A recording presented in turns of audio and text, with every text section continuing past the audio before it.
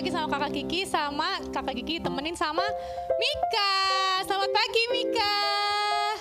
Luar biasa Kak Kiki. Iya, luar biasa. Oke, sekarang kita mau siapin hati kita buat mulai ibadah kita pada pagi hari ini. Yo, posisinya yang rapi, yang bagus, bajunya juga yang rapi, yang bagus, karena kita akan memuji nama Tuhan. Oke, semuanya lipat tangannya, tutup matanya, kita mau mulai ibadah kita. Yuk, kita berdoa ya. Tuhan Yesus, terima kasih Bapa untuk pagi hari ini Tuhan, untuk pemeliharaan Tuhan dalam hidup kami. Sekarang kami mau siapkan hati kami, tubuh kami, pikiran kami Tuhan, untuk memuji nama Tuhan dan mendengarkan firman Tuhan. Berkati kami Tuhan Yesus, di dalam nama Tuhan Yesus Kristus. Haleluya. Amin. Amin. Sekarang bangkit berdiri. Kalau kakak Kiki bilang Abi Ramangun, luar biasa. Yes, yes, yes. Gitu ya. Mika juga ya. Oke, siap. Abi Ramangun, luar biasa. Yes, yes, yes. Pakai gerakan Mika. Sekali lagi. Mika yang kenceng ya. Abi Ramangun, Luar biasa. Yes, yes, yes. Tepuk tangannya. Oke. Di sini siapa yang anak kerajaan Allah? Siapa yang anak Tuhan? Iya ya, kita semua anak Tuhan. Kita semua anak kerajaan Allah karena kita sudah ditebus oleh darah Yesus. Yuk kita nyanyi lagu Aku Anak Kerajaan Allah. Pakai gerakan ya adik-adik. Tepuk tangannya.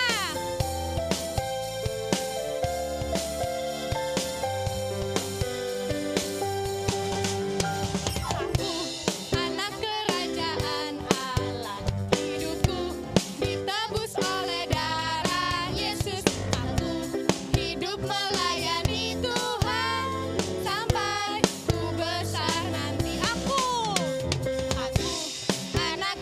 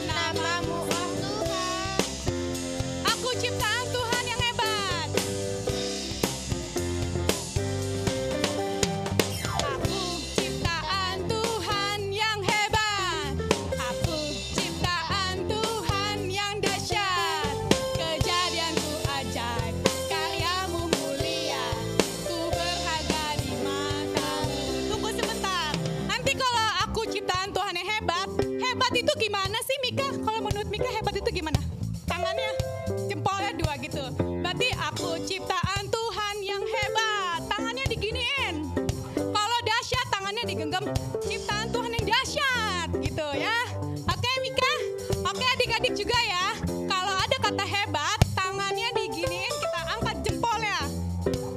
Oke, karena kita ada ciptaan Tuhan yang hebat sama yang dahsyat. Jadi harus semangat. Oke adik-adik, musik.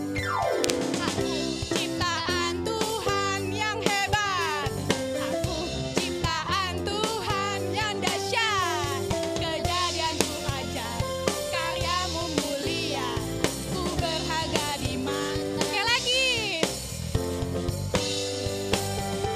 Aku siap-siap. Tuhan yang hebat. Aku ciptaan Tuhan yang dahsyat. Kejadianmu ajaib, karyamu mulia. Ku berharga di mata. Angkat tangannya, ku bersyukur. Ku bersyukur. Ku agungkan. Ku muliakan namamu, oh Tuhan. Ku bersyukur. Ku agungkan. Ku muliakan namamu selamanya. Ku bersyukur. Ku bersyukur. Ku agungkan. Ku muliakan namamu, oh Tuhan. Ku bersyukur. Ku agungkan. Ku muliakan namamu selamanya. Ku muliakan. Ku muliakan namamu selamanya. Ku muliakan namamu selamanya.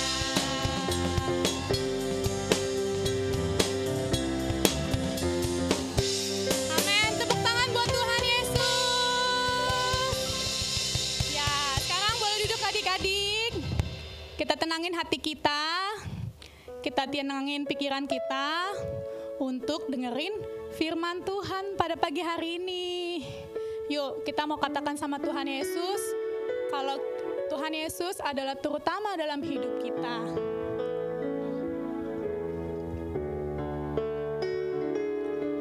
Ya benar Tuhan Yesus, kalau Engkau adalah yang terutama dalam hidup kami Tuhan Yesus.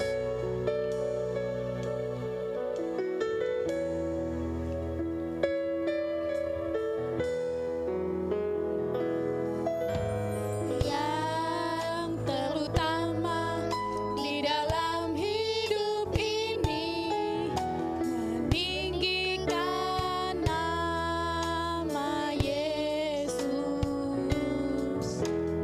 Yang terutama di dalam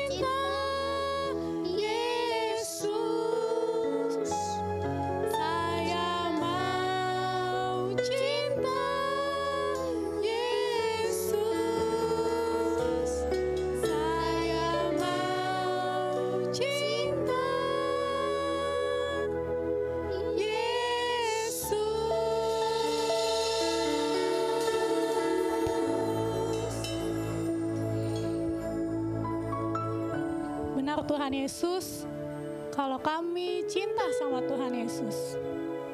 Benar Tuhan Yesus, kalau kami sayang sama Tuhan Yesus. Kami mau Engkau menjadi terutama dalam hidup kami Bapa. Terima kasih Tuhan Yesus untuk kebaikan Tuhan, untuk kasih setia Tuhan dalam hidup kami Bapa. Sekarang kami mau mendengarkan kebenaran firman-Mu Tuhan Yesus. Kau siapkan hati kami Tuhan Yesus untuk fokus mendengarkan firman-Mu Tuhan. Biar apa yang kami dengar Tuhan, boleh kami terapkan dalam kehidupan kami sehari-hari. Kami siap mendengarkan firman Tuhan di dalam nama Tuhan Yesus Kristus. Haleluya. Amin. Shalom adik-adik, apa kabar? Kakak Yosi harap kalian semua dalam keadaan yang sehat ya. Tadi kan kita udah menyembah Tuhan, kita juga udah memuji Tuhan. Sekarang siapin telinga kalian, siapin pikiran kalian, juga hati kalian untuk dengerin firman Tuhan. Udah siap ya? Adik-adik, Kakak Yosi mau kasih tahu kalian kalau Tuhan Yesus itu ngasih kita, orang-orang yang percaya sama Dia, tugas yang sangat penting. Apa sih tugas yang sangat pentingnya? Yaitu kita mau bersaksi kepada banyak orang. Bersaksi itu apa sih?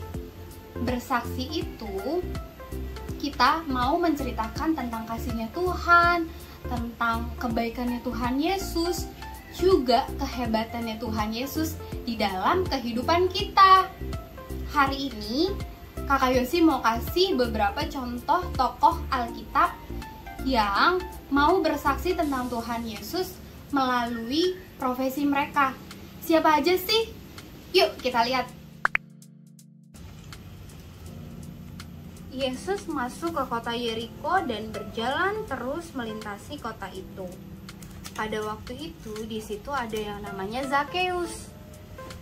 Zakeus ini adalah seorang kepala pemungut cukai. Dia suka minta uang ke orang-orang. Dia ini juga orang yang kaya raya, tapi badannya pendek, kecil, mungil. Nah, di saat itu ia berusaha untuk bisa melihat Tuhan Yesus, tetapi karena banyak orang, dia jadi nggak bisa lihat Tuhan Yesus. Jadi dia cari cara supaya bisa melihat Tuhan Yesus, yaitu dengan cara memanjat pohon ara. Dia memanjat pohon ara, ya, untuk melihat Tuhan Yesus yang akan lewat ke situ. Setelah Tuhan Yesus sampai ke tempat itu, Tuhan Yesus berkata, "Hai Zakeus, turunlah, sebab hari ini aku harus menumpang di rumahmu." Wah, dengar itu tuh, Zakeus sangat senang dan dia langsung turun. Dia turun dan menerima Tuhan Yesus. Terus Zakeus berdiri dan berkata kepada Tuhan Yesus, "Tuhan, setengah dari milikku akan kuberikan kepada orang miskin, dan sekiranya ada sesuatu yang kuperas dari seseorang itu, akan kukembalikan 4 kali lipat." Nah, Tuhan Yesus bilang deh, kalau hari ini telah menjadi keselamatan kepada rumah ini, karena orang ini pun anak Abraham, sebab anak manusia datang untuk mencari dan menyelamatkan yang hilang. Dari cerita Zakeus, dia kan yang tadinya suka ngambilin uang-uang orang, akhirnya dia malah memberikan miliknya kepada orang lain. Setelah dia ketemu Tuhan Yesus, dia mengalami perubahan yang sangat hebat. Nah, melalui profesinya sebagai pemungut cukai, Zakeus telah bersaksi melalui perbuatannya yang menjadi berkat bagi banyak orang. Nah, setelah ada Zakeus, ada siapa lagi sih? Yap, betul. Habis ini ada Lukas. Lukas adalah seorang tabib dan orang yang sangat pintar. Melalui profesinya sebagai seorang tabib dan seseorang yang pintar, Lukas bersaksi dengan cara menulis kejadian-kejadian yang dialaminya bersama Tuhan Yesus. Karyanya Lukas menjadi berkat bukan hanya waktu dulu aja nih, tapi sampai dengan sekarang. Lukas masih menjadi berkat untuk orang lain, untuk kita semua di dalam Alkitab kita. Ya kan, kalian juga adik-adik baca kan di Lukas. Terus ada lagi nih, dia dulu gak suka sama orang-orang yang menyembah Tuhan Yesus. Sampai-sampai dia memenjarakan orang-orang yang beribadah kepada Tuhan Yesus. Orang-orang itu dibawa sama dia ke penjara. Tapi suatu waktu saat dia berjalan untuk mencari orang-orang yang suka menyembah Tuhan Yesus membuat dia buta. Dia nggak bisa melihat. Sampai suatu waktu, beberapa hari kemudian dia bisa melihat. Karena kejadian itu, dia mulai percaya dengan Tuhan Yesus. Namanya adalah Paulus. Setelah dia buta dan menjadi sembuh, dia bisa melihat lagi. Dia mulai menceritakan kasihnya Tuhan Yesus di dalam kehidupan Paulus. Dia mulai mencintai Tuhan Yesus dan menceritakan kepada orang lain. Tapi jalannya nggak mulus. Paulus dipenjara, dan di dalam penjara pun Paulus tetap menceritakan tentang kasihnya Tuhan Yesus tidak bagi kita semuanya. Terus setelah keluar dari penjara pun dia tetap menceritakan tentang kasihnya Tuhan Yesus. Walau gak semua orang suka, sampai dia dilempari batu pun tetap dia menceritakan tentang Tuhan Yesus kepada banyak orang. Dia mengirimi surat kepada orang-orang lain juga yang isinya tentang kasihnya Tuhan Yesus di dalam kehidupan dia. Dia mengirim surat juga kepada raja. Sampai dengan sekarang dia tetap menuliskan suratnya di dalam Alkitab untuk kita semua adik-adik. Paulus tidak cuma ngerti soal hukum Taurat. Dia nggak cuma pinter, tetapi dia melaksanakan tugas penting yang Tuhan mau, yaitu bersaksi tanpa kenal lelah dan gentar. Dia berkeliling menceritakan kebenaran firman Tuhan. Oke, udah lihat kan tadi contoh-contohnya, contoh-contoh tokoh Alkitabnya ada siapa aja? Ya, ada Zakheus, ada Lukas, juga ada Paulus. Dari ketiga dari mereka, kita juga sama-sama belajar yuk untuk bersaksi melalui profesi kita. Kalau di rumah kan kita sebagai anak, kalau di sekolah kita sebagai murid. Nah, kalau di rumah nih kita harus bersaksi kepada mama papa kita, kepada kakak adik kita. Gimana sih caranya?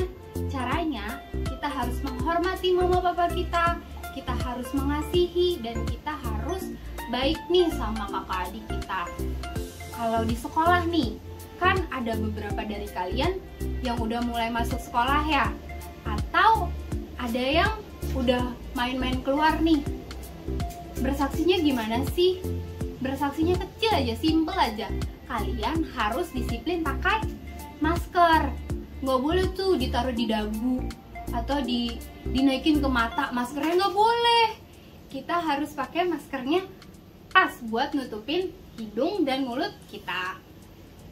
Lalu apalagi sih selain pakai masker, yaitu kita harus rajin cuci tangan dan jaga jarak satu sama lain. Gak boleh deket-deket dulu ya sama teman-temannya, karena kita harus tetap berjaga-jaga supaya tetap sehat.